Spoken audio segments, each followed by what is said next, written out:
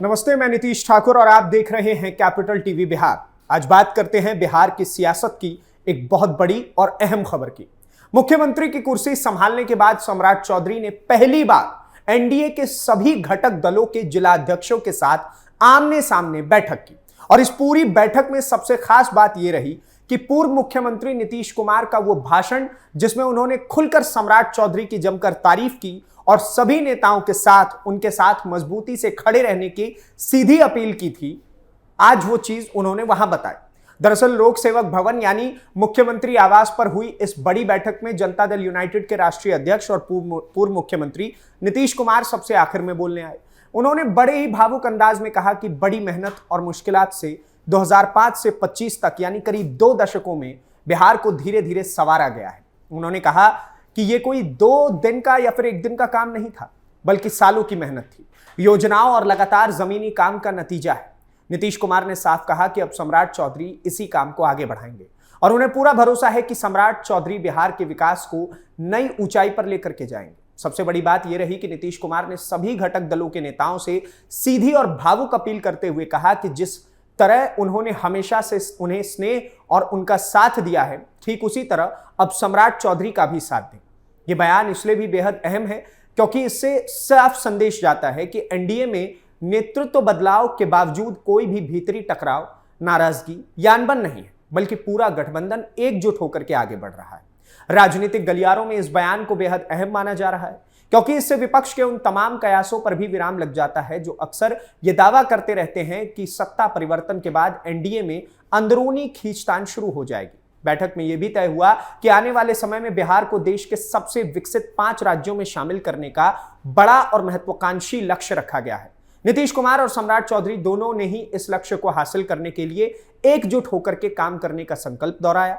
आइए अब इस पूरी बैठक को विस्तार से समझते हैं कि आखिर इसमें और क्या क्या बड़े फैसले लिए गए, सम्राट चौधरी ने अपने संबोधन में क्या कहा और आगे की क्या रणनीति तय की गई है। इस बैठक में मुख्यमंत्री सम्राट चौधरी ने भी अपनी बात रखते हुए पूर्व मुख्यमंत्री नीतीश कुमार की जमकर और खुले दिल से तारीफ की।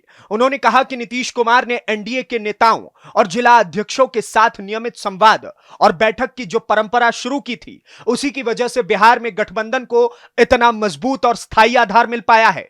सम्राट चौधरी ने यह भी कहा कि जिस तरह प्रधानमंत्री नरेंद्र मोदी देश को विकसित बनाने के लिए लगातार दिन रात काम कर रहे हैं, उसी तरह नीतीश कुमार ने भी समृद्ध बिहार बनाने का जो संकल्प वर्षों पहले लिया था, उसे पूरा करने के लिए पूरी सरकार आज भी उतनी ही प्रतिबद्धता के साथ जुटी हुई है।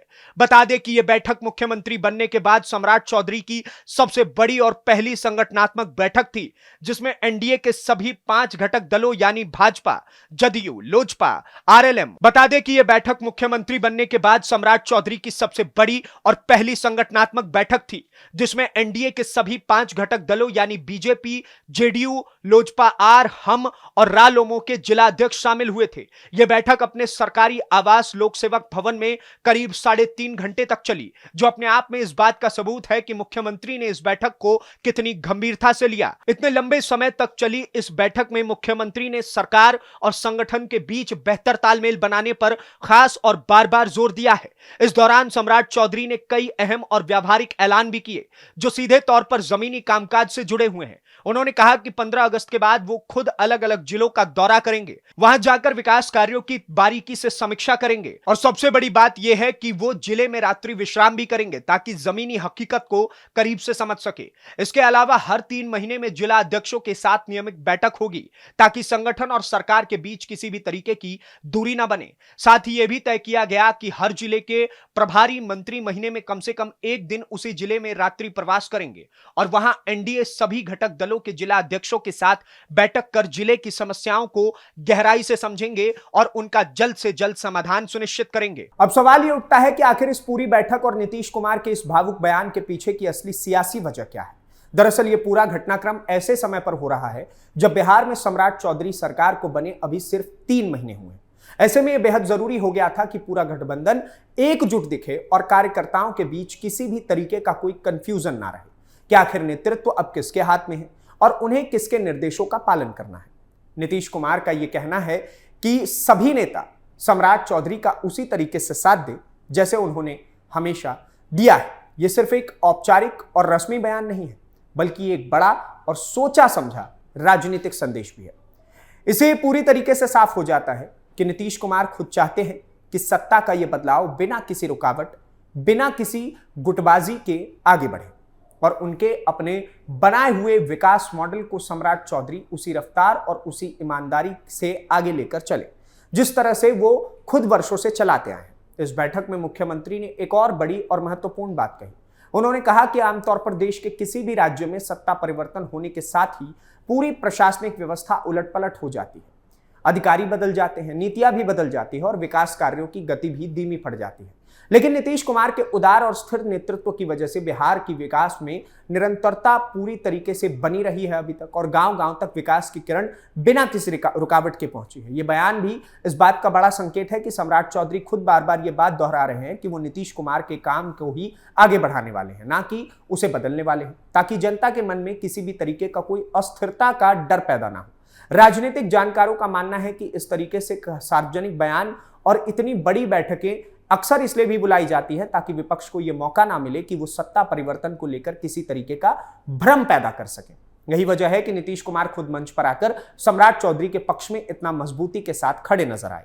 मुख्यमंत्री सम्राट चौधरी ने इस बैठक में कार्यकर्ताओं और जिला अध्यक्षों के बीच भूमिका को भी बेहद अहम और जिम्मेदारी भरा बताया। उन्होंने कहा कि पार्टी के नेता सरकार की आंख और कान होते हैं, इसलिए उन्हें जन कल्याणकारी योजनाओं को सीधे आम लोगों तक ईमानदारी से पहुंचाने की जिम्मेदारी उठानी चाहिए ताकि सरकार की मेहनत का असली फायदा जरूरतमंदों तक पहुंच सके। उन्होंने यह भी कहा कि राज्य सरकार की तरफ से जगह जगह सहयोग शिविर लगाए जा रहे हैं और नेताओं को इन शिविरों में आम लोगों की भागीदारी सुनिश्चित करनी चाहिए ताकि कोई भी पात्र व्यक्ति योजनाओं के लाभ से वंचित न रह जाए। सम्राट चौधरी ने खासतौर पर समाज के कमजोर और जरूरतमंद तबकों का जिक्र करते हुए बेहद संवेदनशील बात कही। उन्होंने कहा कि नेता खुद वृद्ध और दिव्यांग लोगों के पास जाएं, विधवा महिलाओं से व्यक्तिगत रूप से मुलाकात करें और यह भी पता करें कि उन्हें सरकार की तरफ से मिलने वाली पेंशन की राशि सही समय पर पूरी तरीके से मिल भी रही है या फिर नहीं। उनका कहना था कि योजनाएं जमीनी फीडबैक के आधार पर बनाई जाती है तो वे कहीं ज्यादा सफल और असरदार साबित होती हैं और उनका असली फायदा सीधे उन जरूरतमंद लोगों तक पहुंचता है जिनके लिए वो योजनाएं बनाई जाती हैं। इसके अलावा मुख्यमंत्री ने यह भी बताया कि 20 सूत्री समिति और नागरिक परिषद के बीच बैठकों से जो भी सुझाव मिलेंगे उन पर गंभीरता से जरूरी फैसले लिए जाएंगे और जरूरत पड़ने पर जिला स्तर पर भी नई समितियां बनाने पर विचार किया जाएगा। यानी सरकार सिर्फ ऊपर से फैसले थोपने के बजाय नीचे से आने वाले सुझावों को भी पूरी अहमियत देने की कोशिश कर रहा है ताकि हर वर्ग से और हर तबके तक विकास की योजनाएं सही और असरदार तरीके से पहुंच सके। यह पूरी रणनीति दिखाती है कि सरकार सिर्फ बड़े ऐलानों तक सीमित नहीं रहना चाहती बल्कि जमीनी स्तर पर हकीकत में बदलाव लाना चाहती है। तो कुल मिलाकर मुख्यमंत्री बनने के बाद सम्राट चौधरी की यह पहली बड़ी संगठनात्मक बैठक कई मायनों में बेहद अहम और ऐतिहासिक रही। एक तरफ नीतीश कुमार ने खुलकर सम्राट चौधरी का समर्थन किया और सभी नेताओं से उनका साथ देने की भावुक अपील की, तो दूसरी तरफ सम्राट चौधरी ने भी नीतीश कुमार के विकास मॉडल को आगे बढ़ाने का पूरा भरोसा दिलाया। यह पूरी बैठक इस बात का साफ और मजबूत संकेत है कि बिहार एनडीए में सत्ता परिवर्तन के बावजूद कोई भी अंदरूनी टकराव या गुटबाजी नहीं है, बल्कि पूरा गठबंधन एकजुट होकर के आगे बढ़ने की तैयारी में जुटा हुआ है।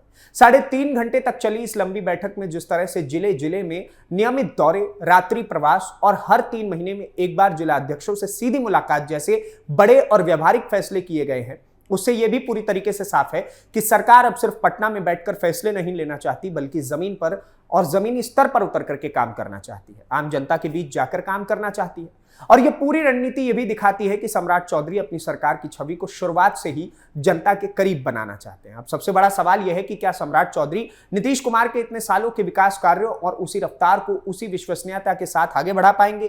क्या यह दिखाई गई एकजुटता आने वाले चुनावों में एनडीए के लिए वाकई फायदेमंद साबित होगी? और क्या हर 3 महीने में होने वाली ये नई बैठक व्यवस्था लंबे समय तक इसी गंभीरता के साथ जारी रह पाएगी? फिलहाल इस बैठक ने पूरे बिहार को यह साफ संदेश जरूर दे दिया है कि एनडीए परिवार पूरी तरीके से एकजुट है और बिहार को देश के सबसे विकसित राज्यों में शामिल करने के बड़े लक्ष्य के साथ मजबूती से आगे बढ़ रहा है। और लगातार जिस प्रकार से नीतीश कुमार और सम्राट चौधरी एक दूसरे के प्रति प्रेम और स्नेह दिखा रहे हैं, इससे यह भी पता चलता है कि इस वक्त एनडीए में सब कुछ उचित चल रहा है। आप क्या सोचते हैं इस पूरी खबर को लेकर के? हमें कमेंट बॉक्स में जरूर बताइए और इस प्रकार के और वीडियोस के लिए कैपिटल टीवी बिहार को सब्सक्राइब कीजिए। धन्यवाद, नमस्कार, जय हिंद, जय बिहार।